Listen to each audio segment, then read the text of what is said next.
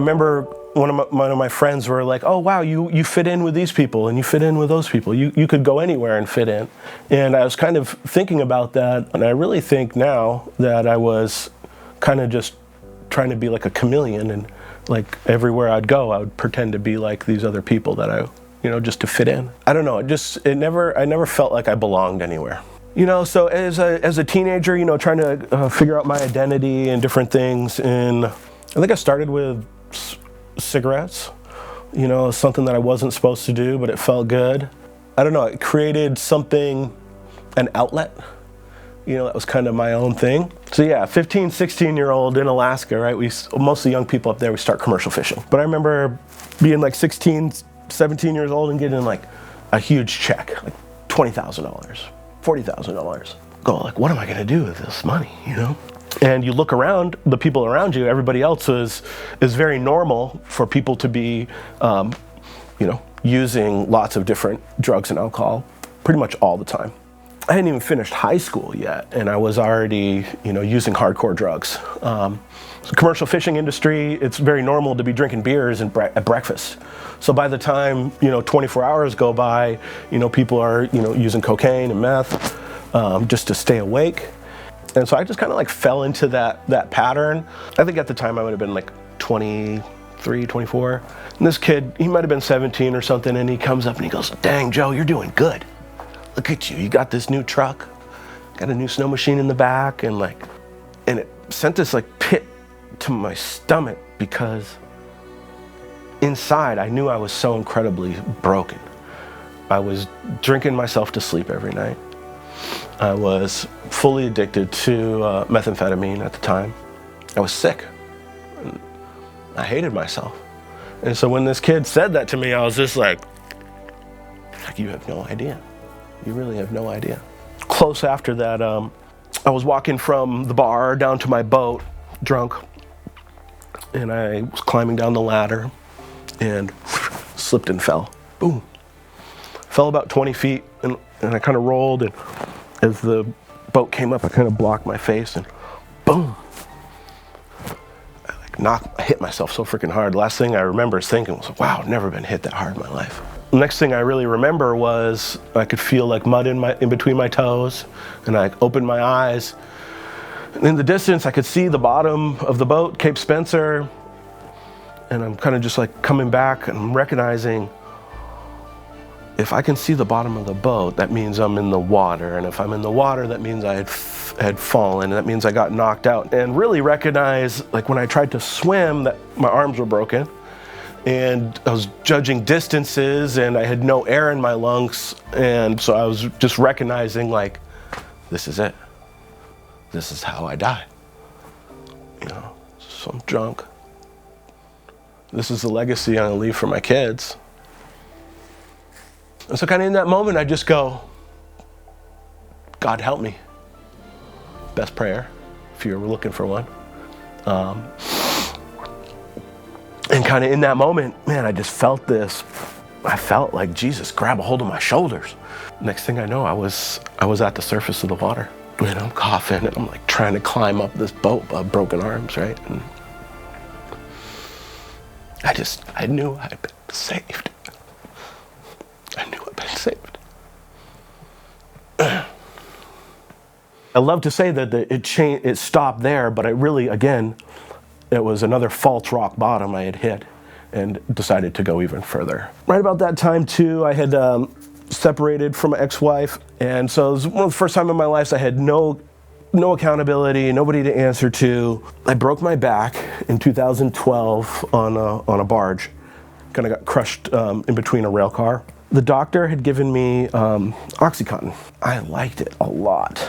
And as soon as my Oxy prescription ran out, I started using heroin. So, that if you ever tried to live that lifestyle, you know that it takes a lot of money to run that lifestyle. Or the other option, which is the option that I kind of chose, was to become a dealer. And that really is where my life kind of really started spiraling, because it went from me just hurting myself to now I'm hurting other people, and I'm seeing the same destruction in my life in their lives as well.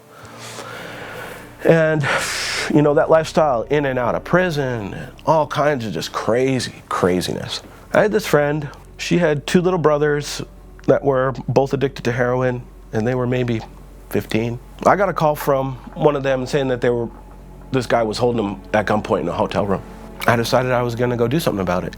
It turns into a shootout in this hotel room. Pow, pow, pow. I knew that was it was gonna be the end of my run. I had kind of been on a long run on warrants and everything else, and I was so tired. I ended up going to this grocery store just because I had to leave. I didn't know what happened really.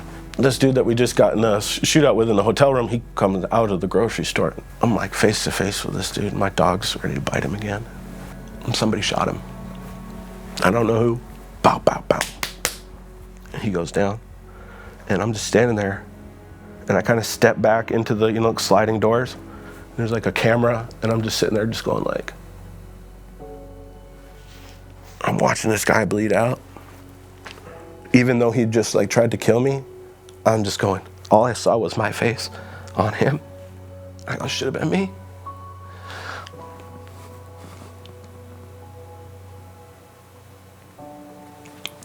And I didn't really, up until that point, like, that lifestyle, people glamorize it. It's like, it's all good.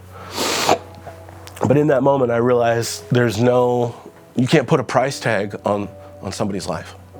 The rest of the, gangsters run, but I was done running. I talked to the detectives and I was accountable for myself. The first day, must have been the chaplain or somebody, slips this little tiny Gideon Bible under the door. And my life is so broken. It's the Bible. I go, this is what I need.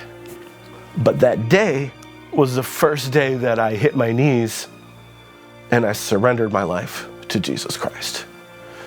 And like I said, God gave me the strength, like in this prison, to overcome all these different incredibly difficult life issues. God started healing me of some of the core traumas that I had, and ultimately freed me from the idea of that I'm not worthy or not good enough. Because of my changed behavior, my family, everybody's like, dang, like Joe's different. All of a sudden my dad's like, I get blessed with like this $50,000 lawyer. He's like behind closed doors for 5 minutes and gets me a deal, and I'm out. I was able to go to bed-to-bed transfer to Adult and Teen Challenge. So yeah, I show up to Teen Challenge like awestruck. I'm in a house with 20 other gangsters who had the same exact story, who said they were in the cell next to me, hit rock bottom, God help me, transformed life, unmerited favor. The hearts and the minds of the judges and the lawyers are changed.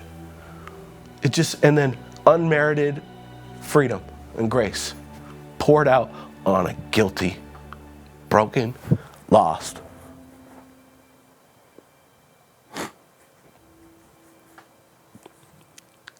I wonder, like, why me? I get stuck on that a lot. Why me? It's for a purpose. It's for victory, baby. He loves us so much. He will do anything to get us. And I don't know why we believe that we can run away from God. It doesn't work like that. He pursues us. It doesn't quit. I'm so thankful for that. It's that perspective that I have that gives me the joy that I walk with every day. And that's why I'm filled with just this incredible amount of compassion for other people struggling with the same things. That's why God has positioned me and given me the strength to almost complete a bachelor's degree and be a certified drug and alcohol counselor. I'm a recovery coach, MIRT-C, which is a community engagement mental health specialist, and position me in these places to help other people out of the same thing that I was stuck in. God's given me dominion and over what broke me, because He's given me freedom in it, and I have dominion over it. I just can speak it over people lost and broken, and they just come to life. It's unreal. And I think, again, what really stirs my faith is that it's not just me. Like, same thing at Teen Challenge. There were 20 other people who are on the same life journey. And like, how many other, millions of people God's working in our lives? That is victory. I'm Joe Graffius, and I'm walking in victory.